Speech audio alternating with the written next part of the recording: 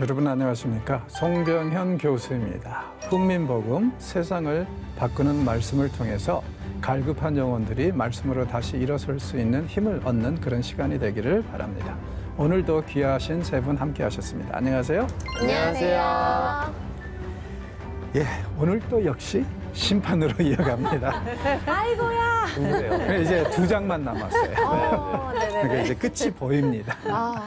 드디어. 자, 어떤 심판이 기다리고 있는지 또 보시도록 하죠. 7장 1절에서 3절. 장혜원님 메뚜기가 또 읽어주세요. 등장하셨군요.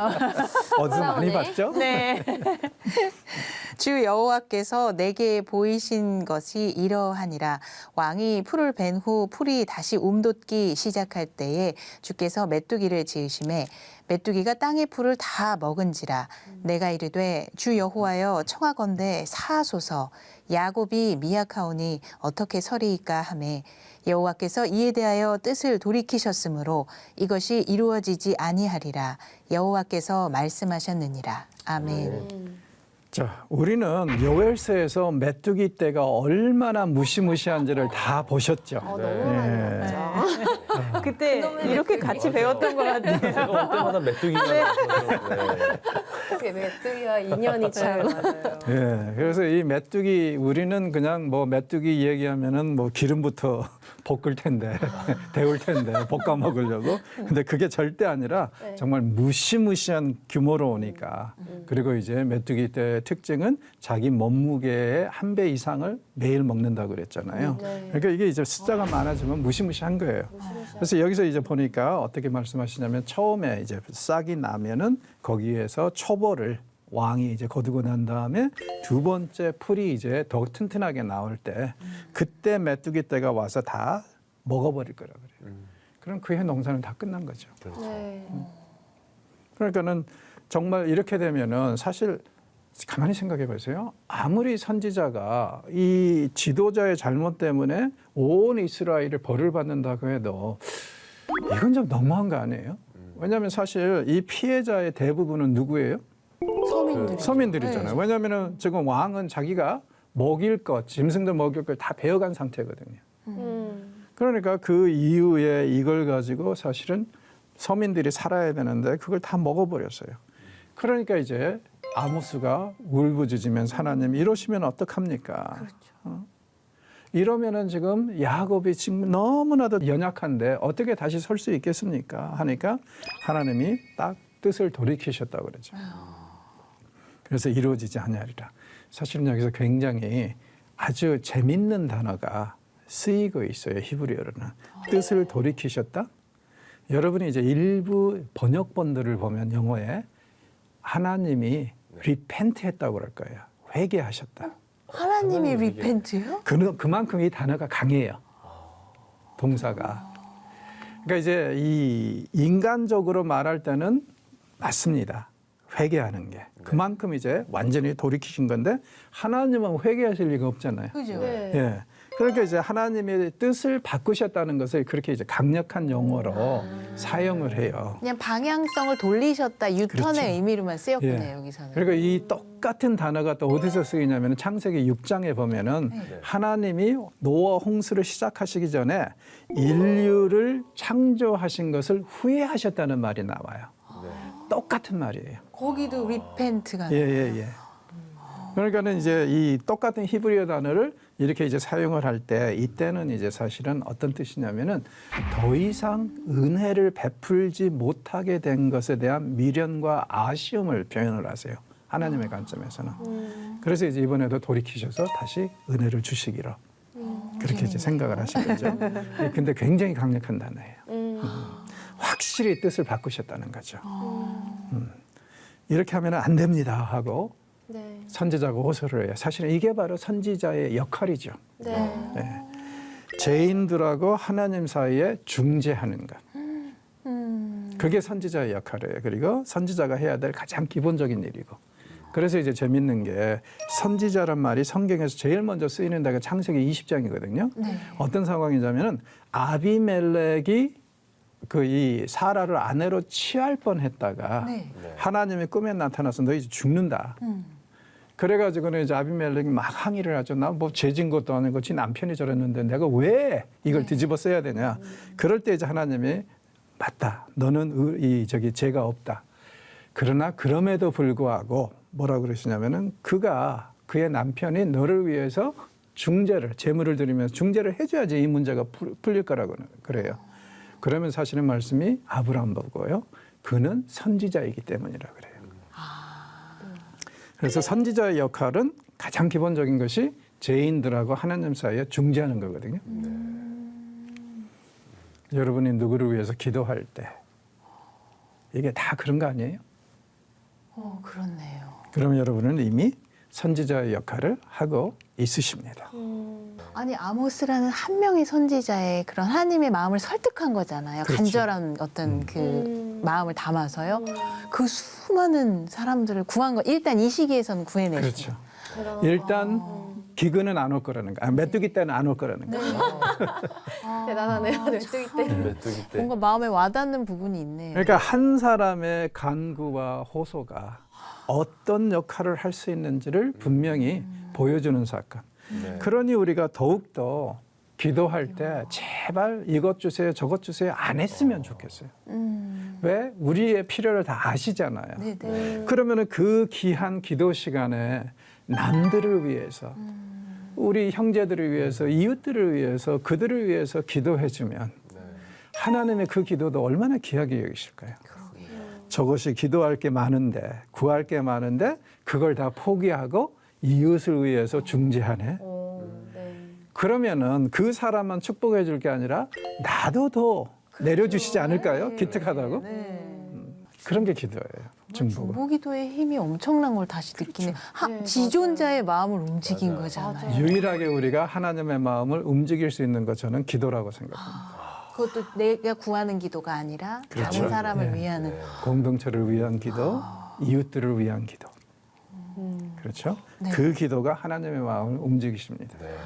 그저 하고 한 날 이거 달라 저거 달라 내 거 저거 뭐 이러면은 하나님 들으시게도 좀 짜증나지 않을까요? 네. 이미 알고 있는데 계속 다. 그참 예. 이미 주실 계획하고 있는데 자꾸 달라 그러면은 그것도 좀 짜증이 나실 것 같아요. 네. 차라리 그럴 바에는 남들을 위한 기도. 그게 좋은 것 같아요. 자, 계속 읽어보죠. 4절에서 6절 공인님 읽어주세요. 네. 주 여호와께서 또 내게 보이신 것이 이러하니라. 주 여호와께서 명령하여 불로 징벌하게 하시니 불이 큰 바다를 삼키고 육지까지 먹으려 하는지라. 이에 내가 이르되 주 여호와여 청하건대 그치소서. 야곱이 미약하오니 어떻게 서리이까 하매 주 여호와께서 이에 대하여 뜻을 돌이켜 주 여호와께서 이르시되 이것도 이루지 아니하리라 하시니라. 아멘. 아멘. 자, 불로 징벌하게 하셔서 불이 큰 바다를 삼킨다. 무슨 뜻일까요? 정말 다 그냥 다 불태워버린다고 하신 거 아닐까요? 이게 시라는 걸 기억하시면은 이 이미지가 혹독한 기근, 화재 이렇게 생각하면 예, 안 되네요. 그건 아니에요. 다 말려버리는 완전히 거죠. 말라 비틀어져요. 어느 정도까지 혹독한 기근이 이 가뭄이 오냐면은 큰 바다의 물이 다 마를 정도로. 전 약간 말이 안 된다고 생각했거든요. 물과 불인데 이러면서 네. 우리 하나님은 물구를 가르시는 분이십니다. 그러신 것 같아요. 그러니까 이제 완전히 강물도 모두 다 말라 비틀어질 정도로 혹독한 가뭄이 올 것이다. 그래서 이제 완전히 육지까지 다 먹으려 하는지라. 이에 대해서도 아모스가 막 울부짖습니다. 대단하다. 하나님 진짜. 이러시면 안 됩니다. 왜 쉽게 말해서 인도자들이 잘못했는데 따라간 사람들도 피해를 봅니까? 물론 그들에게도 책임이 있긴 하지만 그 사람들은 모르지 않습니까? 그냥 지도자들이 그렇게 하는 거니까 따라간 건데 이 사람들이 지금 치르기에는 너무 큰 대가. 게다가 생각해 보십시오. 가뭄이 오고 기근이 오면은 서민들만 죽어나지 부자들은 안 죽어요. 그렇죠. 왜냐하면 걔네들은 지금 평생 먹고 살 거 쌓아놨잖아요. 네네. 그러니까 이건 절대로 그 리더십을 벌하는 것이 될 수가 없습니다. 그래서 아모스는 지금 앞에서 메뚜기 떼하고 여기서 가뭄에 대해서는 반드시 하나님께 호소하고 중재해서 막아야 돼요. 네. 왜냐하면 온 공동체에게 이렇게 벌을 내리시면 그러면은 죽어 나가는 자들은 가난한 서민들 뿐이지 않습니까? 그래서 이제 여기까지는 막아요. 그런데 이제 다음부터는 여기까지는 안 막습니다. 어. 왜냐하면은 다음부터는 이제 개인적인 심판이 임할 거라고 하시니까. 그러니까 각자가 한 일에 따라서 벌을 받고 상을 받을 거라고 이제 하시니까 거기서부터는 안 막아요. 왜 그런지 이해가 가시죠? 네, 네, 네. 그래서 이 철회된 심판을 이제 정리를 해보면은 그냥 이렇게 두 개가 다 비슷한 유형으로 진행이 된다는 거. 그거 이제 우리가 알 수 있습니다. 자, 여기서 이제 보듯이 철회되지 않은 심판을 보면 다림줄.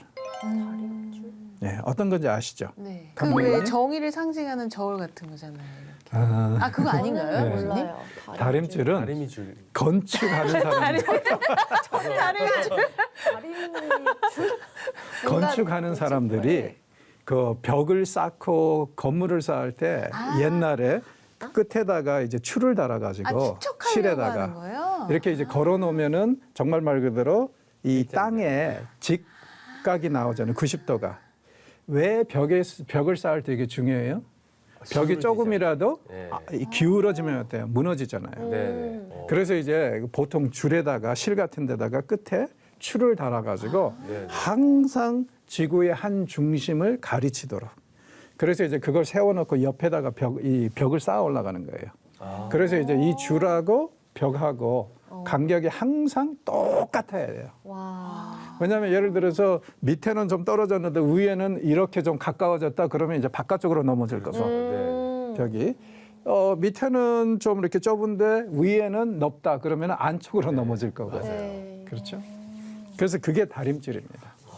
거의 다리미 수준의 지식을 갖고 네, 있었네요. 왠지 그럴 것 같아서 지금 이제 설명을 드리는 거예요. 잊어주십시오. 다림줄 환상에 대해서 이제 읽어주세요. 네. 7장 7절에서 9절 강래희님. 네.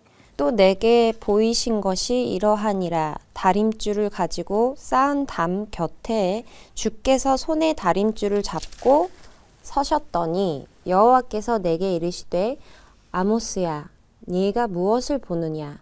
내가 대답하되 다림줄이니이다. 주께서 이르시되 내가 다림줄을 내 백성 이스라엘 가운데 두고 다시는 용서하지 아니하리니 이삭의 산당들이 황폐되며 이스라엘의 성소들이 파괴될 것이라. 내가 일어나 칼로 여로보암의 집을 치리라 하시니라. 아멘. 자, 다림줄 이제 이해가 가시죠? 네. 하나님이 이걸 가지고 제단 옆에 서 계세요.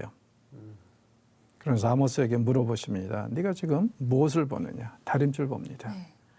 이 기준으로 이제 모든 사람들을 심판하실 거라는 거예요. 자, 그러면은 이 기준에 맞지 않는 지도자들 벌 받겠죠. 네. 그런데 이 기준에 맞는 서민들 벌 받아야 안 받아요? 안 받겠죠. 그래서 이제 이것은 개인적인 심판을 얘기를 합니다. 그래서 여기서는 아모스가 용서해 달라고 심판하시지 말라고 중재할 필요가 없죠. 네. 모든 죄인은 자기의 죄 때문에 죽고 자기의 의 때문에 또 사는 거니까. 그래서 이제 개인적으로 심판을 이제 하시겠다고 그러니까 이제는 더 이상 막을 이유가 없는 거예요, 선지자가. 그래서 내가 다림줄을 내 백성 이스라엘 가운데 두고 다시는 용서하지 아니하리라.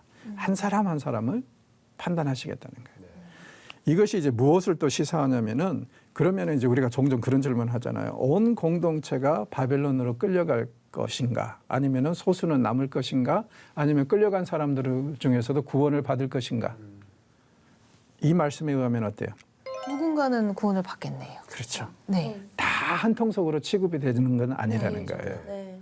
그래서 실제로 이제 끌려가는데 보면은 의인들도 함께 가죠. 네.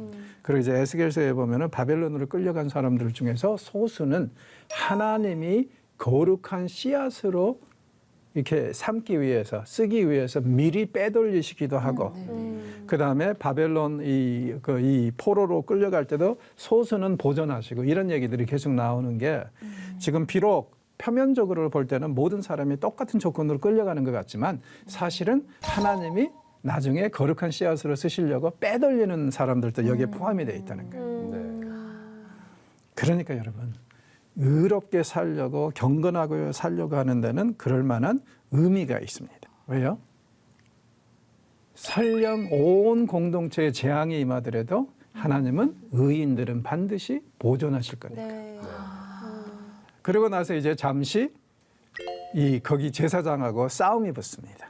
아모스 선지자하고요. 네. 과연 어떤 싸움인지 우리 한번 볼까요? 7장 10절에서 11절 장영원님 네. 읽어주세요. 때에 베델의 제사장 아마샤가 이스라엘의 왕 여로보암에게 보내어 이르되 이스라엘 족속 중에 아모스가 왕을 모반하나니 그 모든 말을 이 땅에서 견딜 수 없나이다. 아모스가 말하기를 여로보암은 칼에 죽겠고 이스라엘은 반드시 사로잡혀 그 땅에서 떠나겠다 하나이다. 아멘. 자, 아마샤가 거짓말하는 건 아니죠. 왜냐하면은 여기 이제 9절에 보면은 내가 일어나 칼로 여로보암의 집을 치시겠다고 그랬잖아요. 네. 네. 그러니까 지금 이 시대에 지금 여로보암 집안이 왕을 하고 있단 말이에요. 그러니까 이게 결코 이 거짓말은 아니에요. 그럼에도 불구하고 이제 이 베델에서 제사장 역할을 하고 있는 이 아마샤가 보니까 쉽게 말해서 아모스는 역적이에요. 그렇죠. 반역자예요. 왜? 왕이 칼에 죽겠다고 그러는 얘기를 하고 있으니까. 네. 그러면 여러분이 이제 그 위치에 있다면은 왕에게 보고를 해야겠죠? 네. 그렇죠. 왜냐하면 안 하면 내가 죽어. 그렇죠. 맞아요. 그래서 이제 여기서 이 왕에게 보고하는 것까지는 이해가 된다고 저는 충분히 생각을 해요. 네. 여기서 끝났으면 얼마나 좋을까. 네. 남한국의 아모스가 와가지고 왕에 대해서 이렇게 얘기를 합니다. 근데 이건 쉽게 말해서 반역의 말이니까 왕이 알아서 하십시오. 이렇게만 보고했으면 괜찮은데 그 다음이 이제 문제예요. 공희님 읽어주세요. 12절에서 13절. 아마샤가 또 아모스에게 이르되 선견자야 너는 유다 땅으로 도망하여 가서 거기에서나 떡을 먹으며 거기에서나 예언하고 다시는 베델에서 예언하지 말라. 이는 왕의 성소여 나라의 궁궐임이니라. 아멘. 아멘. 자, 이 사람의 문제가 뭡니까? 이 제사장이라는 사람이. 좋은 말은 안 떠오르는데. 이 사람이 하나님을 체험했을 리는 없죠. 네. 이 사람은 지금 이 종교를 비즈니스로 생각을 해요. 네. 그렇네요. 네. 그래서 지금 뭐라고 그러냐면은 아모스 보고 너는 유다 땅으로 도망가서 거기서 나 떡을 빌어 먹어라. 무슨 얘기일까요? 예언하고 그냥 보상받는 비꼬는 그런 거죠. 약간 점쟁이처럼 그냥 그렇죠. 가서 그렇죠. 네. 돈 받고. 그러면서 쉽게 말해서 이 어디서 굴러먹다 온 개뼈따기가 여기 와가지고 남의 테리토리를 짓밟느냐. 네. 난 내가 여기서 여기 내 영역이야. 내 나발이다 이거예요. 네. 근데 네가 왜 여기 와서 딴청을 청하느냐. 너 네 동네로 돌아가서 거기서 밥 빌어 먹으라는 거예요. 각자 비즈니스 구역을 지켜라 거죠. 그렇죠. 예의를 지켜라. 서로에 대한 예의가 있어야 된다는 거예요. 네네네. 근데 솔직히 정말 생각이 없는 거네. 아모스는 하나님이 정한 선지자고 하나님의 일을 하는 건데 그런 거에 대한 전혀 기본적인 생각이 없는. 그러니까 이 사람은 또 이제 모르니까. 비즈니스 하기 위해서 제사장이 된 거예요. 그냥 제사 드려주고 그러니까 이 사람은 하나님을 체험한 적이 없겠죠. 제가 모르죠. 네. 그러니까는 뭐 성도들이 그 헌금 가져오면은 그걸로 제사 드려주고 그리고 거기서 이제 이속 챙기고 이게 이 특히 그 당시 생각을 해보면은 괜찮은 비즈니스잖아요. 그렇죠. 뭐 이 특별한 노동력도 많이 필요하지 않는데 또 이 성도들이 바치는 그 재물들이 대부분 다 짐승들이잖아요. 게다가 11조도 갖춰오고 그러니까는 그 당시에 상당히 괜찮았단 말이에요. 그리고 이제 당시의 제사장들의 그 이 경제적인 뭐 사회적인 지위가 어느 정도였는지 우리가 알 수 있는 게 뭐냐면은 요셉의 아내를 구할 때 바로가 네. 차마 왕족하고 결혼시키기는 싫어요. 히브리 노예니까. 네. 그래서 이제 이집트에서 자기네 집안 다음으로 유력한 집안 바디베라 제사장의 집안에서 아스낫을 구하잖아요. 네. 왜 그러겠어요? 그 당시에 제사장들이 완전히 말 그대로 왕 다음과는 부르주아적으로 자리를 잡았거든요. 이제 세월이 지나면서 이스라엘은 좀 달라져요. 그래서 이제 예수님 오실 때는 제사장들이 대부분 다 거지입니다. 가난해요. 왜? 대제사장들이 다 해먹어가지고. 그러니까 나쁜 놈들이죠. 그렇네요. 네. 이제 그런 일이 벌어지는데 그 전에는 그 제사장들 하면은 생활이 좀 보장이 되는 그런 거였고 가문의 영광이었고 많은 문화권에서 그래서 이제 굉장한 부자들이었는데 여기서 이제 그런 자세로 이 사람도 임했겠죠. 그래서 이제 여기서 하는 얘기가 네 동네 가서 밥 빌어 먹어라. 얼마나 웃기는 얘기예요. 그러면서 다시는 베델에서 예언하지 마라. 그러니까 이 사람은 예언을 믿지도 않고 인정하지도 않아요. 그렇네요. 네. 네. 이건 그냥 단순히 그냥 이렇게 이 삥 뜯으려고 그냥 이렇게 던지는 말 정도로 생각을 하죠. 그래서 이제 이렇게 여로보암에게 경고성 메시지를 전하고 이 나라가 망한다 그러면은 그러지 마시라고 우리 신들에게 기도해 달라고 하면서 돈 좀 챙겨줄 거 받으려고 오는 사람 정도로 생각을 해요. 야, 그러니까 이 얘기를 들으면은 진짜 이 뭐라 그럴까 하나님의 사역자들이 자존심 상하는 이 정도로 생각하는 거. 이는 왕의 성소여 나라의 궁궐이기 때문에 너는 여기 오면 안 된다. 그러니까 이거 완전히 말 그대로 북왕국 이스라엘의 소유고 왕의 소유지 하나님의 소유가 아니에요. 성전이. 네. 자, 이에 대해서 이 아모스가 어떻게 얘기하는지 14절에서 15절 강래희님 읽어주세요. 네.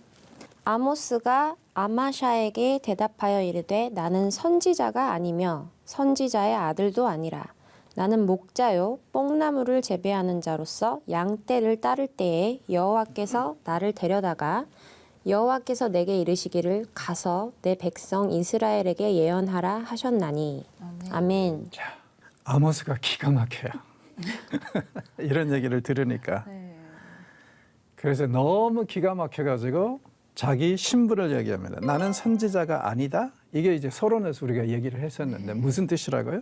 이 사람은 그러니까 자비량 선교를 그렇죠. 하고 있는 거예요. 자기 나는 일이 직업 있죠. 선지자도 아니다. 네. 그러니까 잠시 그냥 하나님이 부르셨으니까 나는 직업 선지자가 아니다. 그다음에 선지자의 아들도 아니라 선지자로 훈련. 네.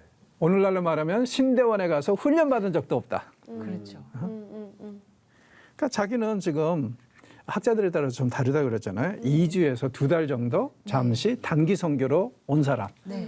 그래서 이제 이 사람은 아모스는 어떤 사람이냐면 인류 최초의 단기 선교사라고 그랬어요. 맞아요. 원래 직업이 비즈니스맨이란 말이에요. 네. 그냥 나는 목자다. 뽕나무를 지배하는 자다. 재배하는 자다.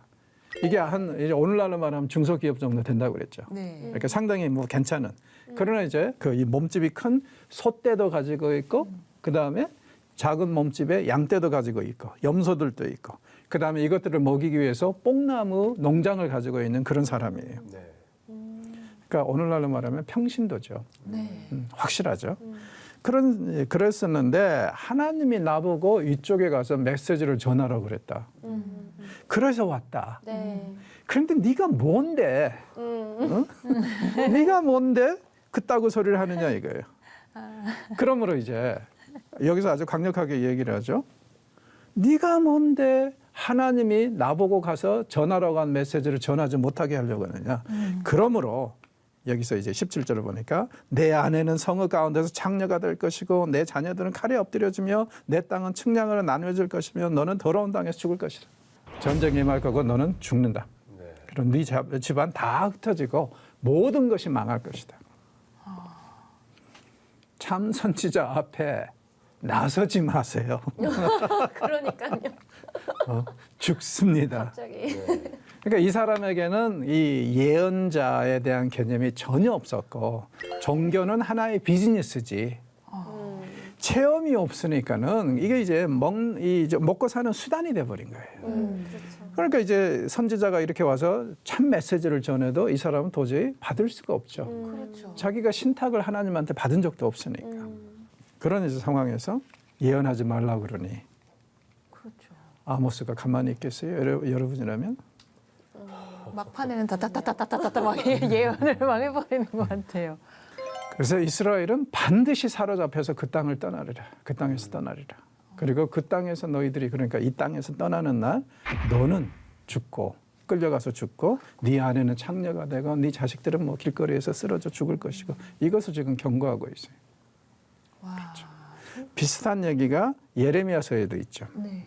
그래서 이제 예레미야에 보면은 아주 재밌는 얘기인데 예레미야가 멍에를 쥐고 이와 같이 당신들이 바벨론에 멍에를 질 겁니다 하고 대중 시위를 하는데 그게 딱 나타나 가지고 이 멍에를 잡아서 분질러 버리고 딱 아모스에게 한마디 한 사람이 있어요. 누구냐면 이 사람의 이름이 하나냐라는 사람인데 이스라엘의 선지자가 너 하나냐? 그랬어요. 하나냐라는 사람이 네. 그러면서 나한테 하나님이 말씀하셨는데 절대 그런 일이 없다. 예레미야가 헷갈려가지고 나도 당신이 예언한 대로 되기를 바란다 하고 골방에 들어가서 몇날 며칠 동안 기도해 보니까 그 사람이 가짜야. 그래서 나와가지고 선언하냐면 그래 이스라엘의 참 선지자는 나 하나다. 네가 이따구로 사람들을 잘못 인도했으니까 너는 2년 내에 죽을 것이고 실제로 6개월 후에 죽습니다. 그리고 네 자식들은 노예로 팔려가고 아내는 장녀가 될 것이고 집안이 쑥대밭이 될 거라고 저주를 선언해요. 그게 정확히 이제 바벨론 포로 생활, 그러니까 예루살렘이 망할 때 이루어집니다. 그러니까 이 사람하고 둘의 공통점은 뭐냐면은 나서지 않아야 될 때 나서서 이렇게 돼요. 왜 나서게 됐을까? 종교를 비즈니스로 봤기 때문에. 그렇죠. 자, 오늘은 여기서 이제 마무리하겠는데 혹시 코멘트, 질문 있으시면 하십시오. 중보기도의 힘이 대단하구나라는 생각을 했습니다. 일단 뭐 저도 처음에 나왔던 그 구하기만 하는 기도를 한 80% 이상을 한 것 같은데 그렇죠. 이제는 좀 바꿔서 남을 위한 기도를 좀 해야 될 것 같아요. 그럼요. 그리고 딱 이렇게 이 안 믿는 사람들을 위해서도 친구들을 위해서도 기도하면은 나중에 기회가 있을 때 내가 너 위해서 기도하고 있어. 얼마나 좋아요. 너무 좋은 것 같아요. 가장 어떻게 보면 사람들이 마음을 열 수 있는 좋은 기회죠. 맞아요. 저희 아들도 뭐가 필요한지 제가 아는데 계속 주세요를 일주일 동안 하면 저도 좀 짜증이 나거든요. 아 근데 하나님이 그 마음이셨구나. 네, 회개하고 알아. 예쁜 태도로만 있어. 아빠가 사줄게 이거죠. 알아서 다 해줄게. 근데 우리는 너무 좀 우리 중심적인 기도를 하고 있지 않나 그런 생각이 듭니다. 오늘도 수고하셨습니다. 네. 다음 주에 뵙겠습니다. 감사합니다. 수고하셨습니다.